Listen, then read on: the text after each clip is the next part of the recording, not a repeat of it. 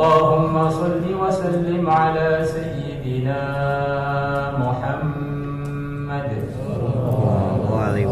وعلى آله وأزواجه وذرياته وصحابه والتابعين والناصرين لدينه إلى يوم الدين. أما بعد، فقد قال في كتابه الكريم: إنا عرضنا الأمانة على السماوات والأرض والجبال فأبين أن يحملنها وأشفقن منها وحملها الإنسان إنه كان ظلوما جهولا. وقال تعالى: إن الإنسان لظلوم كفار.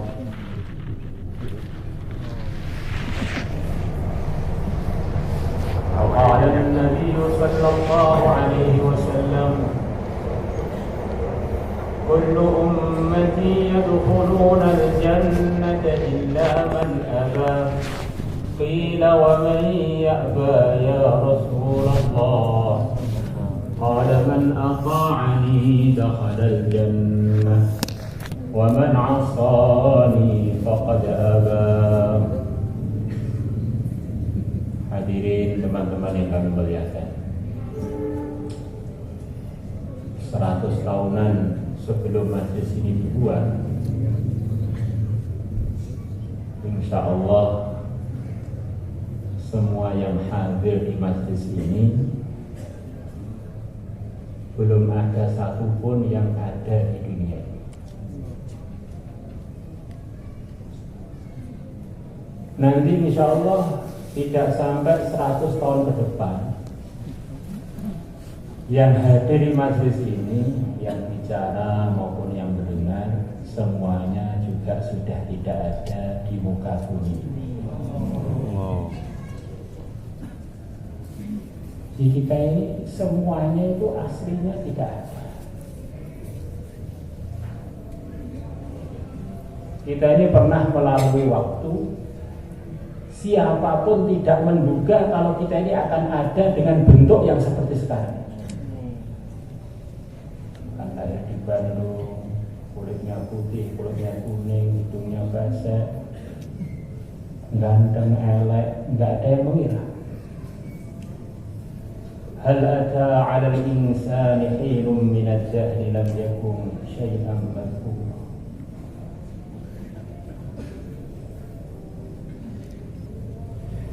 Asas pemikiran bahwa hakikatnya manusia itu memang dari tidak ada ke ada, ini akan menyebabkan pemikiran-pemikiran kita menjadi lebih jelas. Menjadi kita ini selalu 24 jam mengingat siapakah yang mewujudkan kita, yang telah mengatur keberadaan kita di muka bumi, dan yang mengatur rezeki kita, dan yang akan memberangkatkan kita semuanya dari muka bumi. Dialah yang telah mengutus utusan-utusannya untuk menerangkan kepada kita semua bahwa yang mengatur segalanya itu adalah Allah. La ilaha illallah. Al-Imam Al-Ghazali rahimahullah, beliau mengatakan kurang lebihnya, sebelum kita ini melihat seluruh makhluk, baik pun namanya manusia, namanya hewan, namanya bangunan, namanya suasana dan keadaan, sebelum seseorang itu memandang seluruh makhluk hanyalah seperti boneka-boneka yang digerakkan oleh benang-benang gaib kudrah dan iradahnya Allah, kuasa Allah, kehendak Allah. Selama orang itu belum punya keyakinan begitu itu, dia akan terombang-ambing dengan macam-macam suasana dan keadaan yang menerpa dia. Tambah dia kenal dengan makhluk, tambah bahan stresnya. Karena perasaannya makhluk ini bergerak sendiri-sendiri. Kenal satu orang punya bahan stres 10, bahan stresnya 10. Kenal 1000 orang, akhirnya otaknya itu jadi markasnya kumpulan bahan stres. Akhirnya hidupnya mencari ketenangan. Maka di antara ciri khasnya kehidupan orang beriman, kehidupannya para nabi, para rasul, pimpinannya orang-orang beriman dan pengikut-pengikutnya, kehidupannya yang mulia Nabi besar Muhammad sallallahu alaihi wasallam dan para sahabatnya, manusia terbaik selepas para nabi, para rasul.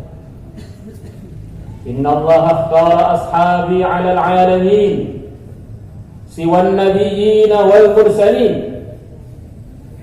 Sesungguhnya Allah telah memilih sahabat-sahabatku mengungguli seluruh manusia selain para nabi, para rasul. Di antara ciri khas kehidupan beliau-beliaunya adalah hidup yang minim dengan hiburan. Karena ingat kepada Allah, taat kepada Allah, takwa kepada Allah, berzikir kepada Allah, mendekatkan diri kepada Allah, itulah puncaknya hiburan. Maka orang beriman kok suka cari hiburan-hiburan, jangan-jangan imannya sedang kena penyakit kudus. Baca Quran itu begitu nikmat, wiridan itu begitu nikmat, sholat itu begitu nikmat. Sayyidina Ali kalau sudah sholat, panah yang menancap di badan beliau ditarik pun beliau tidak terasa.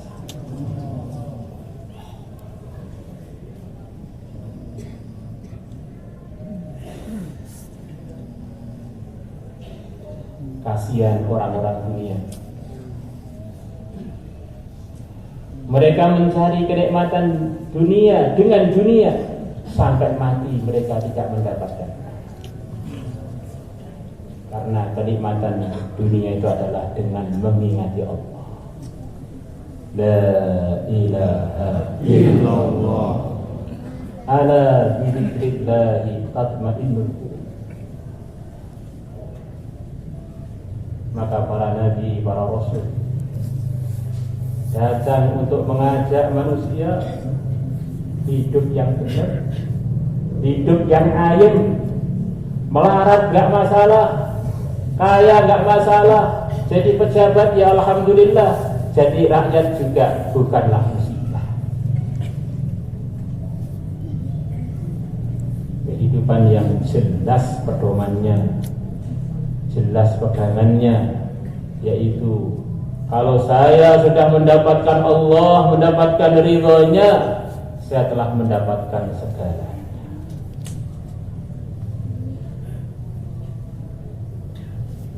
Hadirin, di sana ada seorang ulama besar di negeri Irak, di daerah Baghdad, namanya Syekh Junaid Al-Baghdadi rahimahullah.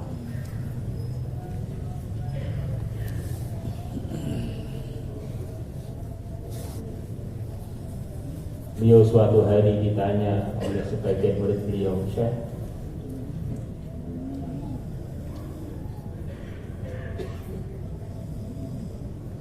ada dua orang, satunya kaya raya, dia pun sholat, satunya miskin, dia pun sholat. Mana yang lebih baik dari kedua? Maka saya sudah menjawab, pertanyaan kamu itu sama.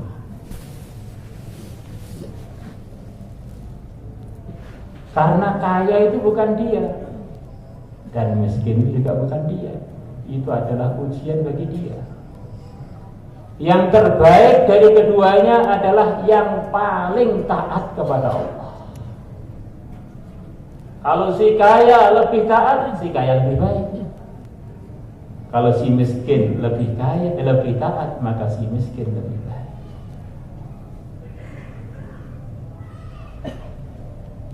Selepas para nabi, para rasul, yang terbaik adalah sahabat-sahabat Nabi. Sahabat-sahabat Nabi yang terbaik adalah Ashabu Badar,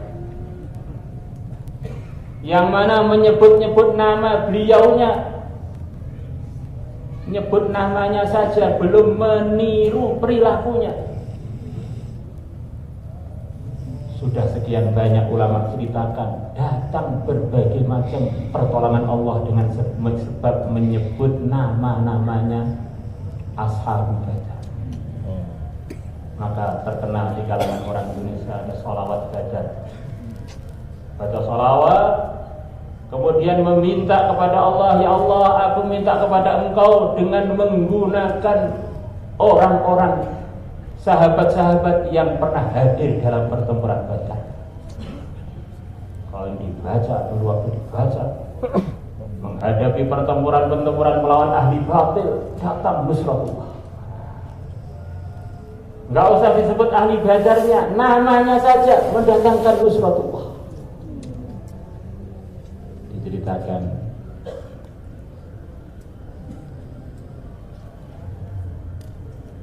oleh Kiai Zairon dulu waktu mondok di Pesuruan, di tempatnya Kiai Hamid Pesuruan. Punya teman belanja ke pasar bawa uang lumayan banyak. Begitu belanja dirampok, dan perampoknya ini perampok sadis. Langsung dibuacok pakai celurit, dibuacok, jerat. Nggak mempan. Sakti Mondro Kuno. Ditembak orang mempan, ditombak mesem, duit masuk sebut. Maka dia terheran-heran tadi pagi, saya juga nggak militan, nggak apa, kok saya bisa sakti ini gimana ceritanya. Maka dia nengok di kantongnya, ternyata ada nama-nama Ashabu Badar. Di orang itu kalau soleh para hadirin, namanya tok itu barokah. Orang itu kalau buruk, namanya tok dijauhi, bahkan dijauhi oleh orang yang paling buruk pun nggak mau dekat-dekat dengan nama itu. Mungkin di kampung kita, di kota kita, ada orang-orang yang nakal-nakal. Kalau kita panggil dia Fir'aun, insya Allah marah semua. Oh, saya ini nakal, saya ini bukan Fir'aun. Nah, begitu nggak barokahnya sampai namanya pun orang-orang nakal nggak mau, padahal dia juga nakal. Mungkin saingannya Fir'aun juga.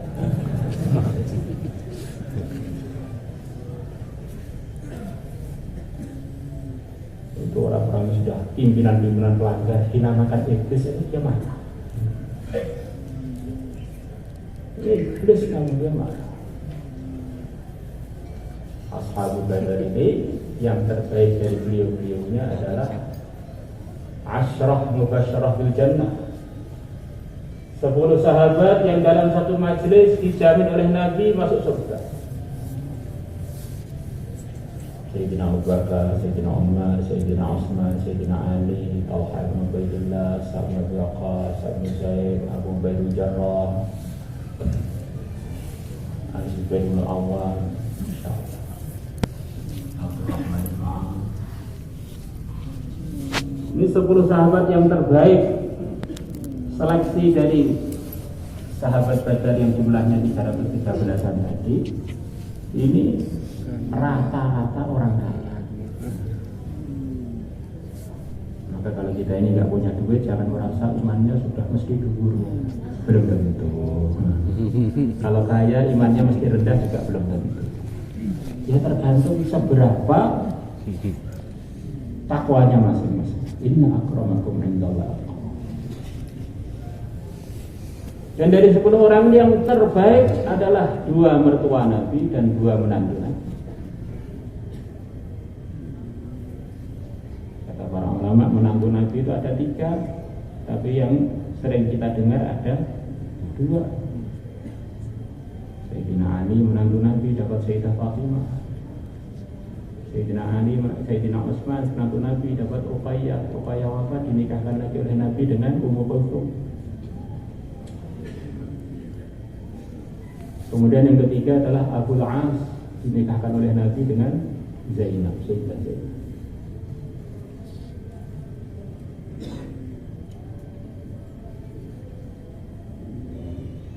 Dari 2 mertua Nabi dan 2 menantu Nabi tadi, yang terbaik adalah Abu Bakar, kemudian Umar. Al-Imam Asy-Syafi'i rahimahullah, dia mengatakan seluruh orang Islam sepakat bahwa yang terbaik selepas para nabi, para rasul, selepas yang mulia Nabi besar Muhammad SAW adalah Sayyidina Abu Bakar, kemudian Sayyidina Umar. Mengenai Sayyidina Ali dan Sayyidina Utsman, kebanyakan sahabat menganggap Sayyidina Utsman lebih tinggi. Yang disepakati Sayyidina Abu Bakar, kemudian Sayyidina Umar. Dari 4 ini, yang 3 adalah orang yang kaya. Yang pas-pasan adalah Sayyidina Ali. Hadirin yang dimuliakan Allah Subhanahu wa taala, maka kita lihat semuanya ini adalah diciptakan oleh Allah. Semuanya ini adalah dikehendaki oleh Allah, diatur oleh Allah. Maka setiap kita mau bergerak, menggerakkan mulut, menggerakkan tangan, mau duduk, mau berjalan, bagaimana kita berpikir, ini semuanya milik Allah, saya tidak berhak untuk punya program kecuali program-program yang diridhoi oleh Allah. Jadi orang ini kalau apa-apa itu dia yakini dari Allah itu nikmat. Dia ini akan bisa mengambil kebaikan dari kejadian yang seburuk-buruknya kejadian. Kejadian yang buruk aja dia bisa mengambil pelajaran kebaikan. Bagaimana dengan yang baik?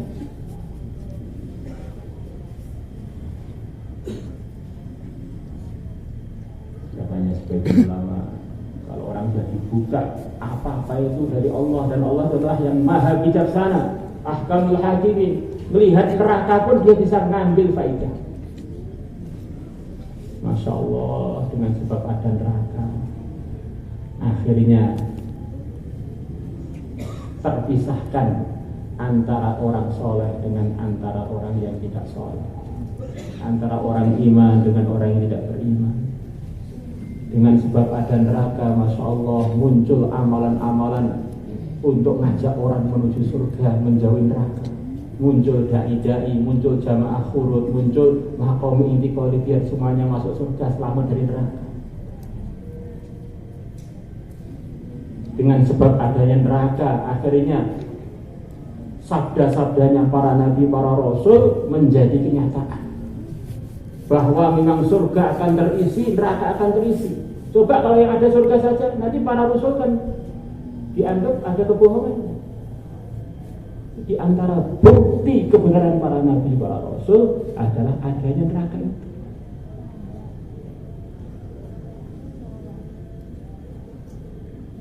Apa saja yang diciptakan oleh Allah, mesti ada pelajaran baik yang bisa kita ambil.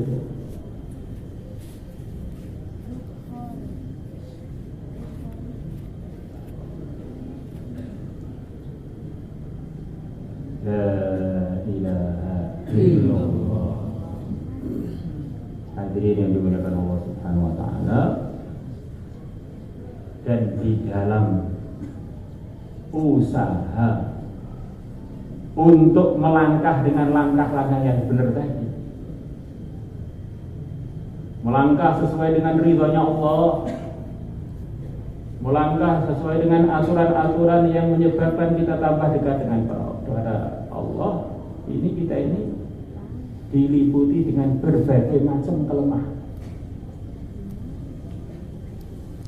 Allah telah tawarkan kepada bumi, langit, gunung-gunung untuk menerima aturan-aturan agama, amanah-amanah agama. Siapa yang amal agama sukses, yang tidak amal akan hancur, akan celaka, akan dimurkai Allah.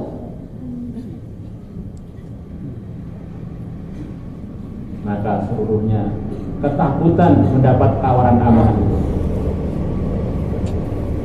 Inna aradna al-amanah, sesungguhnya aku Allah telah menawarkan amanah agama ini ala samawat, atas langit, wal ard, dan bumi, wal jibal, dan gunung-gunung.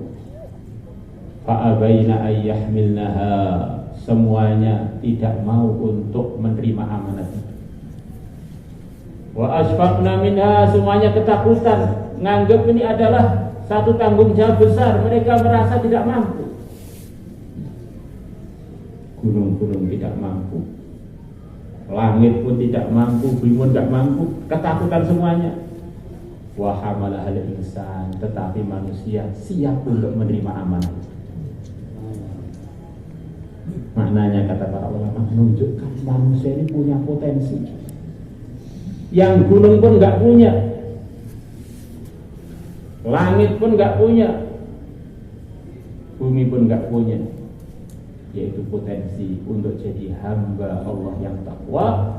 Dengan sebab ketakwaan dia angkat tangan sekali saja, langit bisa ambrol, bumi bisa jebol, gunung-gunung bisa hancur.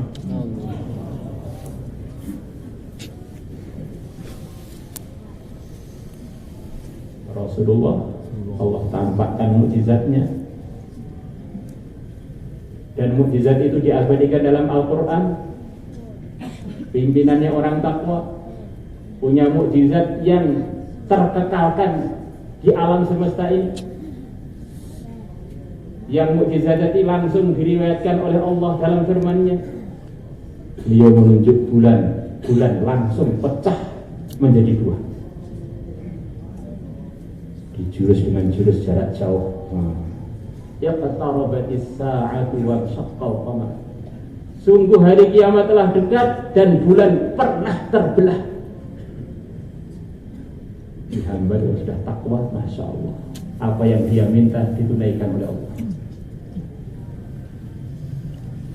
Maka nanti hamba yang takwa, para hadirin, minimal takwa, bahwa iman itu adalah bagian dari takwa. Bahkan adalah takwa yang terbesar sebetulnya ya iman itu. Karena kalau orang sudah bawa iman, dia ini adalah bagian dari kekasih Allah, walaupun kekasih yang paling rendah. Allah tidak akan letakkan kalimat iman la ilaha illallah kecuali di hati-hatinya hamba Allah yang disayangi oleh Allah, walaupun tingkatannya tentu saja berbeda-beda. Maka nanti balasannya itu minimal adalah 10 kali lipat dunia. Lah dunia dulu nggak mau diberi amanah agama kok, gunung-gunung nggak mau, langit juga nggak mau. Maka nanti minimalnya hadiahnya untuk orang yang siap menerima amanah tadi, minimalnya dengan dia membawa iman, adalah 10 kali lipat dunia, dengan mataharinya, dengan bulannya, dengan langitnya, semua 10 kali lipat. Ini luasnya, belum harganya. Lanasifu mra'atin fil jannah khairun minad dunya wa ma fiha. Sungguh kerudungnya wanita di surga lebih mahal dari dunia dengan segala isinya. Terus yang dikerudui mahalnya seperti apa?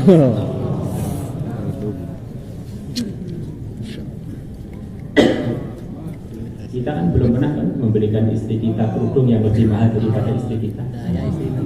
Jadi kerudungnya aja lebih mahal dari segala dunia dengan segala isi.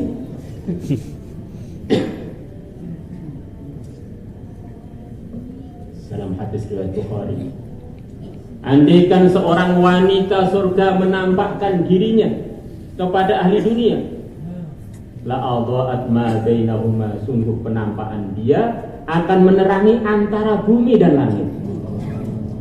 PLN nggak laku, udah terang benderang.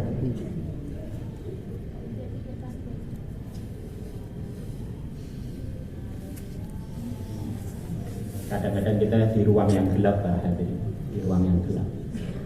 Kemudian ada kertas putih, dengan sebab ada kertas putih itu tampak ada cahaya. Saking putihnya kertas itu, tampak ada putih-putih. Nah ini penampakan satu bidadari surga menyebabkan antara bumi dan langit terang semua. Terus putihnya seperti apa ya? Allah Akbar.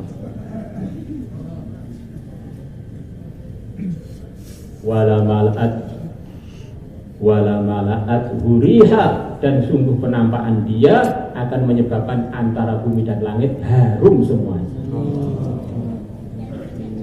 Kadang-kadang ada sebagian minyak wangi itu kita cium dari 10 meter, 20 meter.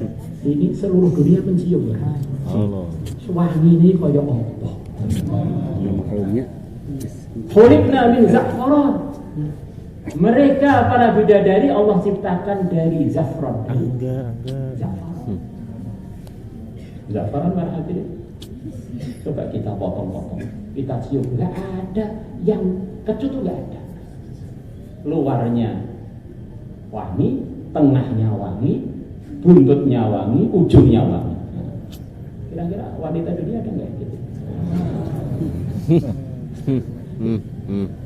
Wala nasibuha alladhi ala ra'siha khairun minad dunya wa ma fiha. Kerudungnya yang dia gunakan di kepalanya lebih mahal dari dunia dengan segala isi.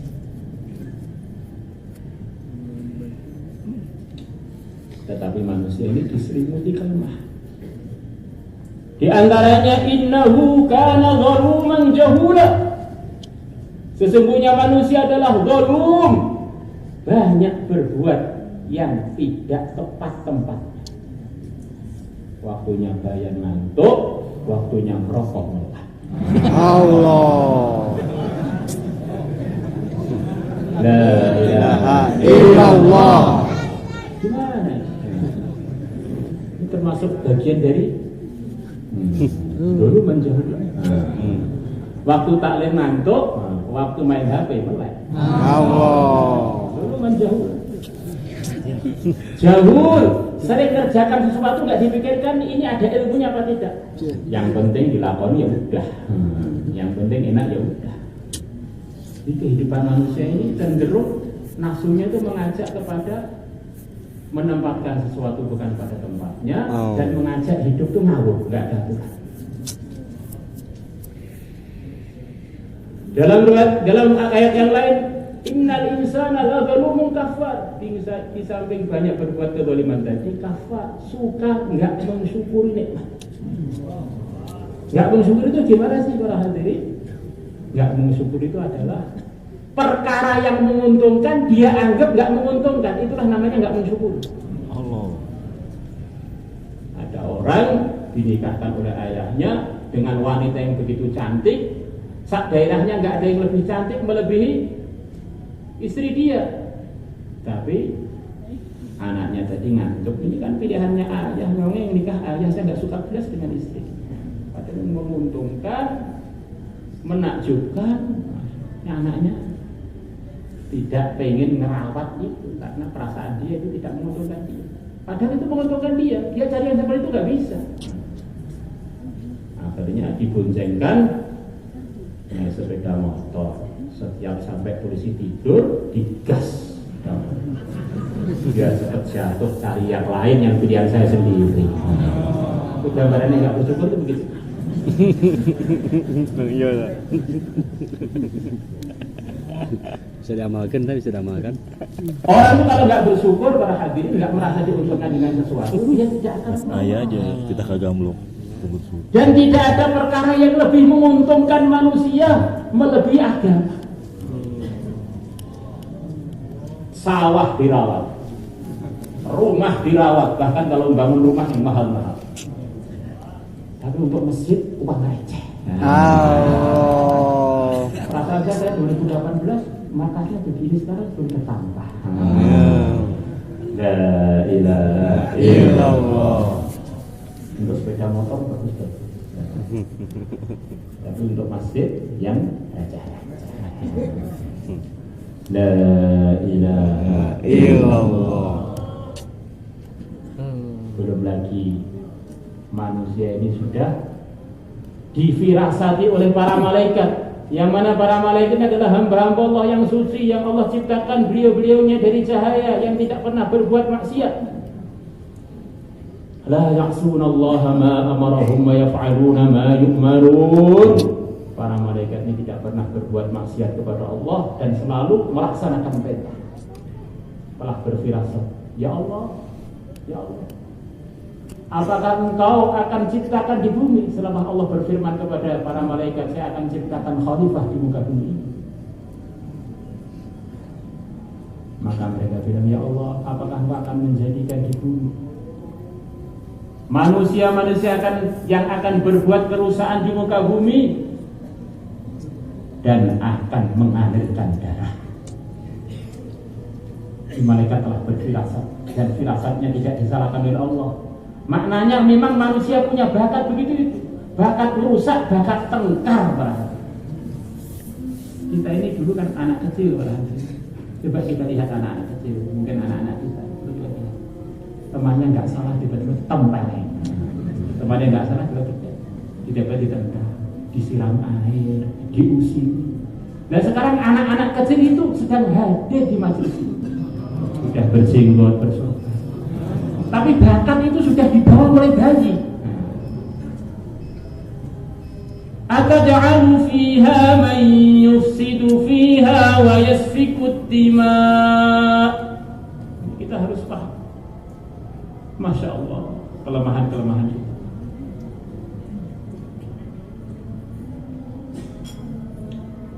Belum lagi manusia punya nafsu, yang nafsu ini selalu mengajak kepada keburukan-keburukan. Innan nafsala ammaratun bisu. Sampai nasihatnya para ulama, kalau ada dua perkara menurut agama ini boleh dikerjakan dua-duanya. Kok satunya kamu sombong banget, jangan kamu kerjakan. Biasanya nanti ujung-ujungnya maksiat. Tapi yang sedengan-sedengan aja kamu pilih. Yang terlalu jos, ini lihat, nanti ujung-ujungnya nggak baik. Nafsu itu masya Allah. Hati-hati dengan nafsu. Maka karena manusia ini diliputi berbagai macam kelemahan tadi, belum lagi iblis yang telah bersumpah di hadapan Allah, ya Allah saya bersumpah, saya akan datang pada anak Adam dari depan, belakang, kanan, kiri. Saya akan goda biar semuanya menjadi hamba-hambamu yang tidak merasa beruntung dengan nikmat-nikmat yang kau berikan kepada mereka. Tsumma la'adiyannahum, kata para ulama. Lam taukid kumpul dengan nun taukid tsakilah, ini maknanya sumpah. Sungguh dua kali, maksudnya saya sumpah. Di iblis ini mau goda manusia ini sudah sampai sumpah.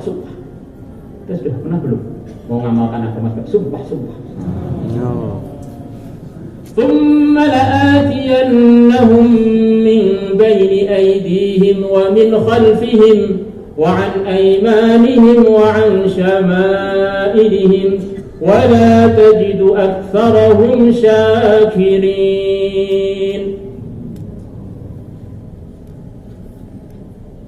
Sungguh-sungguh aku akan datangi anak Adam di depan, belakang, kanan, kiri. Akhirnya engkau ya Allah akan menemukan anak Adam menjadi orang-orang yang tidak bersyukur. Nah, kita ini punya banyak kelemahan, diberi amanah begitu besar yaitu agama. yang memang anugerahnya, yang memang pahalanya begitu besar, yaitu ridhonya Allah. Dan ridhonya Allah di dalamnya ada surga. Ya, agama itu kalau nggak ada mujahadahnya, hadiahnya nasi bungkus. Ini hadiahnya surga. Bidadarinya aja begitu tadi, satu itu. Kalau 72 bagaimana?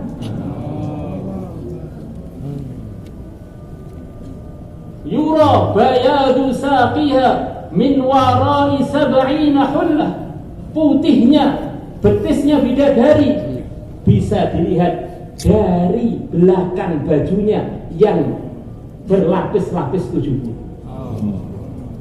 Jadi antara maksudnya saking putihnya itu ditutupi apapun tetap putih aja. Kalau manusia ini yang suka manipulasi. Sepertinya putih, dibuka ternyata putih mukanya tok. Itu pun selepas kena air ternyata make up-nya tok. Ini kalau beda dari ini, Yurabaya dusaqiha min warak. Andaikan seorang bidadari meludah di lautan dunia ini, tentu lautan dunia yang asin akan menjadi lebih manis mestinya. Nah kalau suami yang diludahi bagaimana? Manisnya seperti apa?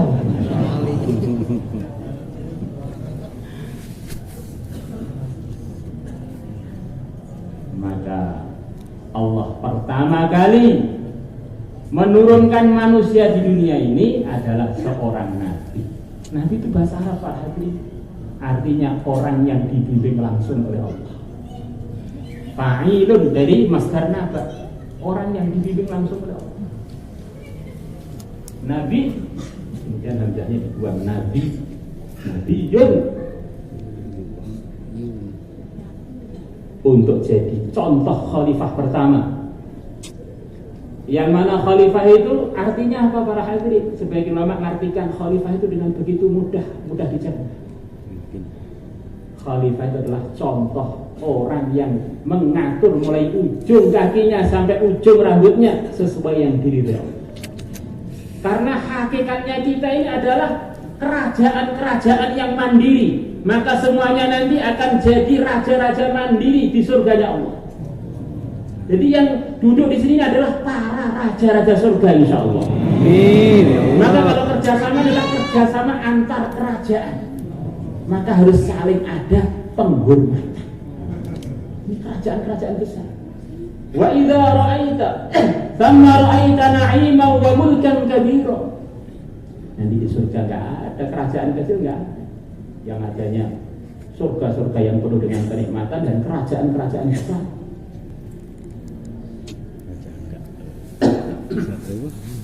Kerajaan sana.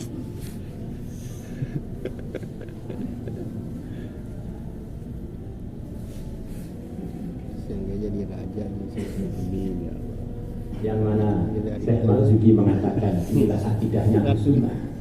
Para nabi punya sifat 4, yang mana dengan sebab adanya sifat 4 ini mereka wajib diikuti dan pasti benar dan pasti tidak ada salahnya.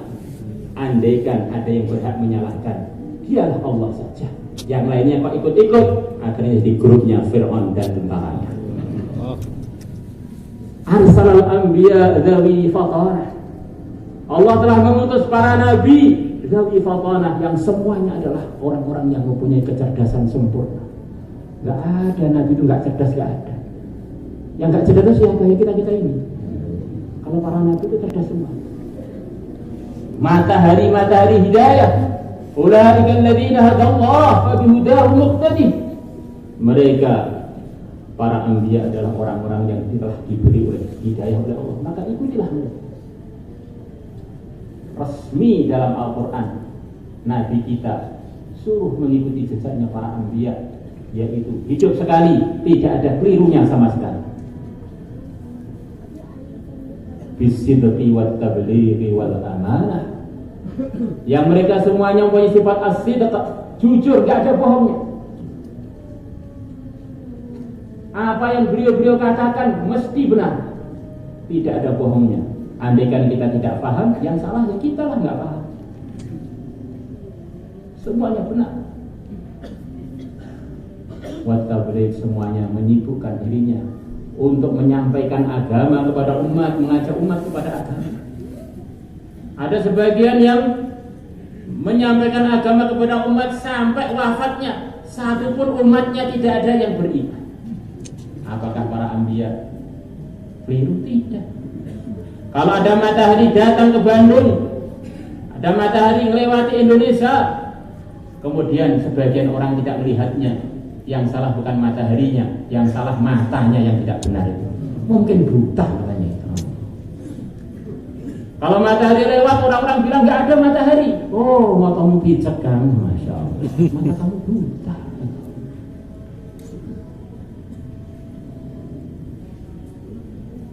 Wal amanah, semuanya mempunyai sifat amanah, bisa dipercaya dengan sempurna. Kata para ulama, amanah yang ada kepada para anbiya ini tingkatannya yang makruh pun tidak pernah beliau kerjakan, apalagi yang haram. Bukan seperti amanah di markas ada bagian amanah, bagian itu. Ini amanahnya tingkatannya yang makruh pun tidak pernah dikerjakan, apalagi yang haram.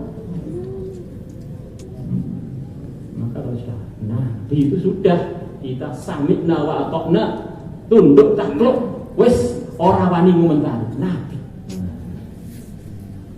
Yang ada hanyalah mereka pimpinan-pimpinan hidayah. Yang tertingginya telah dihadiahkan ke dalam akhir zaman yang mulia dan besar Muhammad SAW. Maka begitu Allah ciptakan Nabi Adam, beliau kesepian, kata para ulama. Allah lebih tahu hajatnya manusia. Maka Allah ciptakan dari tulang rusuknya Nabi Adam yang bagian kiri, Allah ciptakan pasangannya untuk menjadi khalifah di muka bumi.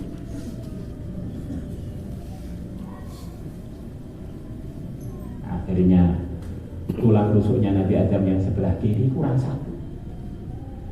Akhirnya semua laki-laki selain Nabi Adam, tulang sebelah kiri lebih sedikit dari tulang sebelah kanan. Maka zaman dulu kalau ada jenazah nggak diketahui laki atau perempuan, dilihat tulang rangkanya. Kalau kirinya lebih sedikit, itu berarti laki-laki. Kalau tinggal rangka saja.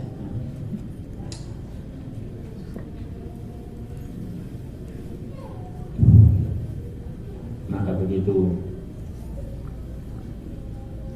Allah ciptakan Hawa, pasangannya Nabi Adam. Siti Hawa ini ngomong terus. Jadi perempuan itu normalnya banyak ngomong untuk menghibur laki-laki, untuk melatih anak-anaknya ngomong. Kok istri pendiam itu harus diwaspadai. Ngapain dia? Dinamakan Hawa katanya para ulama li'annaha khuliqat minal hayy, karena Hawa ini telah Allah ciptakan dari Adam yang telah hidup.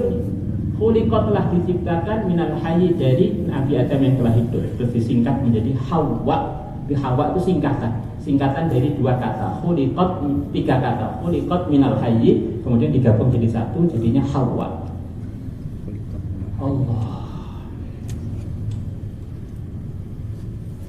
Allah ciptakan Siti Hawa, diturunkan dengan Nabi Adam di dunia ini dalam kondisi beliau hamil. Hamilnya di surga, hamil dari seorang nabi. Dan ini adalah Hawa ini diambil dari seorang nabi, sempurna. Maka cantiknya Hawa, bidadari pun kalah. Nah ini hamilnya di surga, di suasana yang terbaik. Maka tentu saja calon putra putrinya ini adalah yang tertampan, tercantik untuk generasi pertama di dunia. Mungkin tampannya dan cantiknya mirip-mirip dengan ayahnya, mirip-mirip dengan ibu, lahir di dunia ini. Akhirnya lahirlah Qabil dengan pasangannya kembar. Kelahiran waktu itu kembar-kembar karena ibunya hanya satu, yaitu Siti Hawa. Siti itu katanya bahasa Arab singkatan Sayyidati, wanita yang mulia. Maka di Indonesia Siti di Mesir pun masih sampai tadi Siti untuk perempuan, maksudnya singkatan dari Sayyidati. Kemudian untuk laki-laki Siti Sayyidi. Maka di Temboro sana banyak orang namanya Siti dan Siti, Pak Tuan dan Bu Tuan.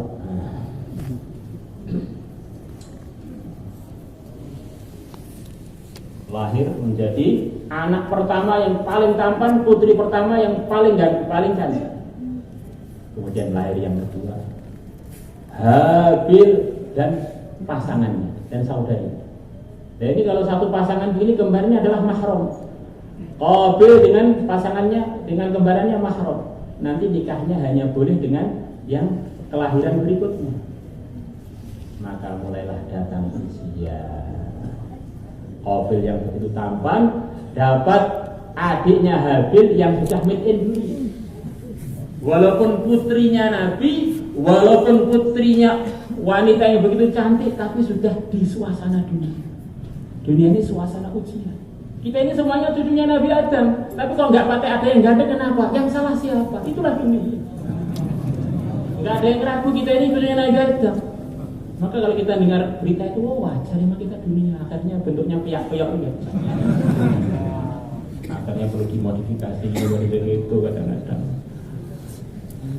Kurang pede dengan tampangnya masing-masing. Maka di hatinya Qabil mulai dirasuki rasa nggak bersyukur. Saya nggak beruntung ikut aturan yang dibawa oleh ayah saya ini. Menikah dengan yang tidak cantik, sementara Habil dapat adik saya yang begitu cantik.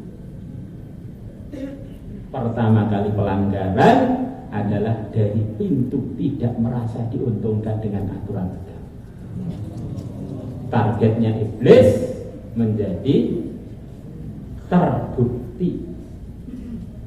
Pertama kali orang yang melanggar adalah yang tidak menganggap sebagian aturan agama menguntungkan. Yang menganggap sebagian aturan agama merugikan dia. Itulah yang dimaksud oleh yang mulia Nabi besar Muhammad SAW. Ikut saya pasti surga, nggak ikut saya pasti nggak mau masuk surga. Maka hidup kita ini selama 24 jam kok ada yang tidak ikut Rasulullah, itu nggak ada jaminan. Itu kalau nggak ikut doluman, jahulan, ya kafar tadi, atau ikut nafsu, atau ikut demit. Tapi kalau ikut Nabi langsung selamat. Maka kita latihan 3 hari biar 24 jam ikut Rasulullah SAW. Ikut 4 bulan, 24 jam ikut Rasulullah. 4 bulan lagi 24 jam lagi. Maqami begitu juga. Akhirnya 24 jam hidupnya itu ikut jalan menuju surga. Kalau orang sudah ikut Rasulullah, katanya sebagian ulama, itu sudah sampai ridhonya Allah. Kamu sudah sampai ke maksud. Maksud kita adalah ridhonya Allah. Teruskan, apapun yang terjadi teruskan. Tapi belajar yang benar ya, ini benar-benar ikut Rasulullah apa tidak. Kalau memang sudah pasti, teruskan. Makan sudah sesuai arahan Nabi, makan yang halal dengan tangan kanan kalau punya tangan kanan. Nah, kalau nggak punya ya repot lagi nanti dibahas. Pakai Bismillah. Tengah-tengah makan kok malakul maut datang, teruskan makan. Selesai makan atau tengah-tengah makan kita mati, bangun-bangun sudah sampai surganya Allah. Tengah-tengah tidur sudah pakai adab-adab yang diarahkan Nabi, diantaranya berwudu, diantaranya zikir sampai ketiduran. Diantaranya begitu tuh yang mudah diterangkan. Tidak selalu ada pidato. Tengah-tengah itu kok malakul maut datang, nggak usah bangun, teruskan tidur, bangun-bangun sudah dikeloni bidadari.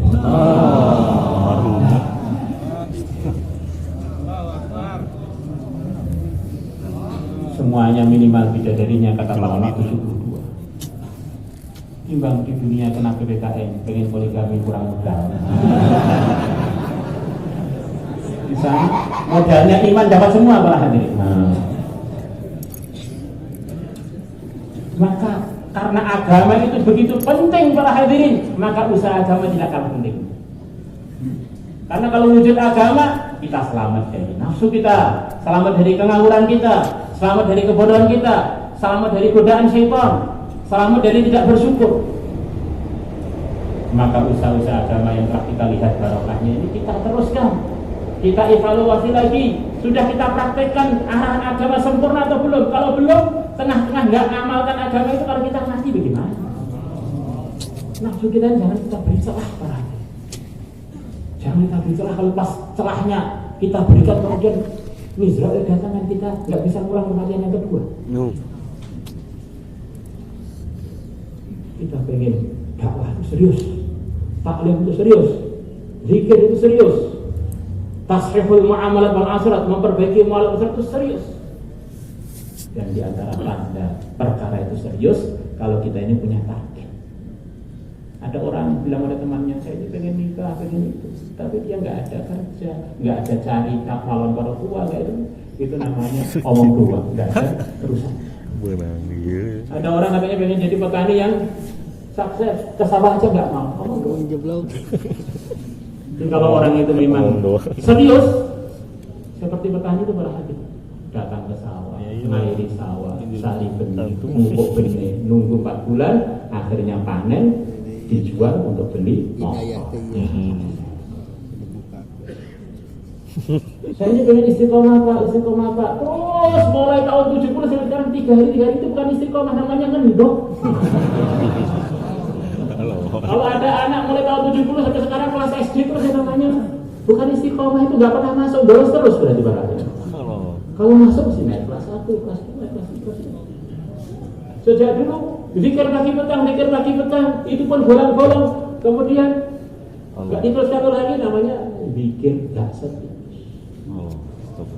Maka dakwah mulai 3 hari sampai 4 bulan sampai itu kita katakan insya Allah begitu. Paling sampai kita hidup kita 24 jam sesuai arahan agama. Insya Allah. Zikir sampai kita 24 jam selalu ingat kepada Allah. Kemudian muamalah tidak ada muamalah transaksi yang tidak diridhai oleh Allah. Kemudian muasyarat kita bergaul dengan siapapun, dengan manusia atau bahkan dengan hewan sesuai dengan yang diridhai oleh Allah. Ada orang pergaulannya dengan kucing tidak benar, kucing ini kan hambanya Allah. Allah berkata kepada dia, sabda Nabi wanita itu dimasukkan neraka oleh Allah gara-gara pergaulannya dengan kucing, kejam, tidak sayang dengan kucing.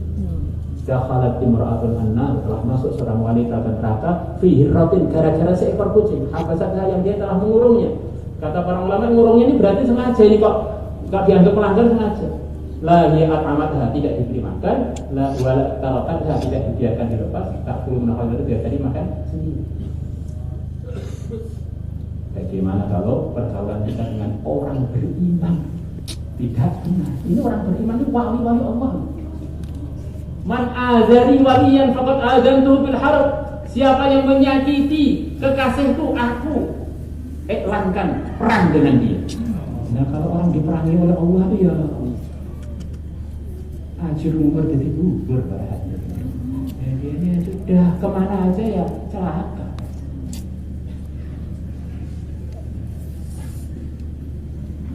La ilaha illallah. Dia punya keledai. Keledai ini termasuk hewan yang disebutkan dalam Al-Quran, termasuk tunggangannya Nabi Uzair yang disebutkan dalam salah satu ayat surat Al-Baqarah. Wa min ila himar, lihatlah keledaimu. Ma min nabiyyin illa wa rakiba himar. Tidak ada nabi pun kecuali pernah naik keledai. Maka di Temboro ada keledai-keledai biasanya para nabi. Ya hobi biar ada ingatnya para nabi. Maka beliau naik keledai itu ngantarkan dia ke Mesir. Ini keledai loh para hadirin, bukan teman kita dakwah loh. Nah, bukan akur loh, ini keledai.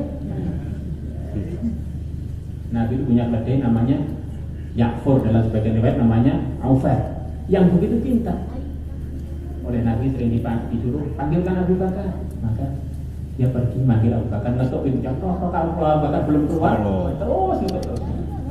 Maka kata, Aufar ini diutus Rasulullah, berarti langsung beliau. Maka orang itu kalau nggak ikut Rasulullah ya lebih bodoh dari. Akbar. Kesimpulannya mestinya begitu. Maka beliau turun dari keledai, selepas ke depan masjid, maka keledai tadi beliau ambil kakinya bagian depan, yang mana dalam bahasa Arab itu kakinya binatang yang kakinya 4 itu namanya tangan, yang depan bagian kaki. Kalau belakang itu baru namanya kaki. Maka beliau cium kakinya. Terima kasih kamu telah menghantar saya ke masjid. Kenapa? Ini yang gerakan Allah, saya nyium kakinya pada itu maksud saya terima kasih kepada Allah. Karena ini makhluknya Allah, hambanya Allah yang telah dikirim, digerakkan untuk mengantarkan saya ke masjid. Ini kalau orang itu dibuka oleh Allah, para hadirin, bahwa semuanya itu dari Allah, semuanya itu digerakkan oleh Allah, sampai dengan keledai pun bisa terima kasih. Tetapi kalau orang belum dibuka dengan istri yang paling dekat dengan kita, nggak ada dunia ini yang lebih dekat dengan kita melebihi istri, para hadirin. Saking dekatnya dia rela jadi pasukan kamikaze kita, pasukan berani mati kita. Dengan untuk menanggung nafsu kita, dia siap untuk melahirkan yang risikonya kematian. Maka sabda Nabi, umatku yang terbaik adalah yang terbaik kepada istrinya. Khiyarukum khiyarukum fi ahli. Supaya orang itu tambah sayang dengan istrinya, berarti tambah terpilih dari kalangan.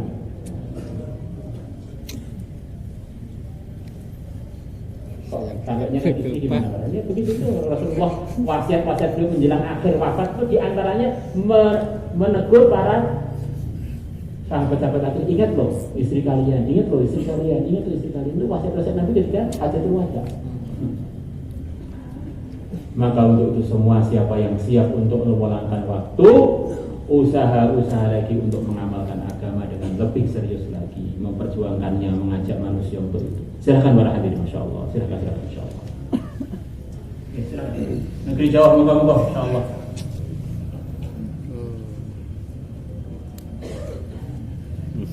Nanti mudah-mudahan. Moga-moga, masya Allah, insya Allah.